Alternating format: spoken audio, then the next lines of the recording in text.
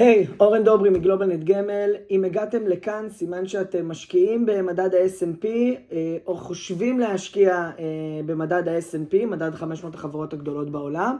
על פי פרסומים שהתפרסמו בכלכליסט בשנתיים וחצי האחרונות, מסלולים מחכי מדד גדלו מ-13 מיליארד שקלים ל-120 מיליארד שקלים. שתבינו לשם השוואה, זה גודל תקציב משרד הביטחון במדינת ישראל ב-2024, כל ההוצאות המשתמעות מכך.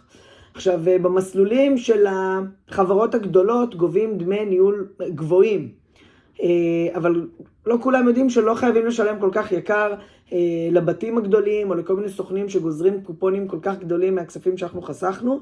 בתכלס אפשר לחסוך בממוצע כחצי מדמי הניהול שמסתכם באלפי שקלים בשנה. ככל הנראה, אם מעולם לא בדקתם כמה אתם משלמים, אפשר לחסוך אפילו הרבה יותר מ-50%.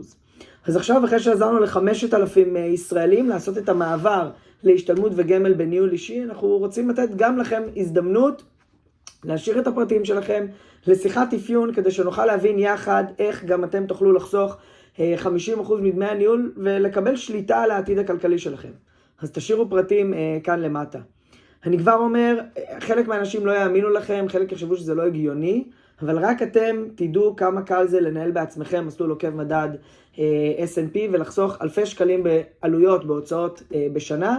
אז תשאירו את הפרטים ונתראה בהדרכה.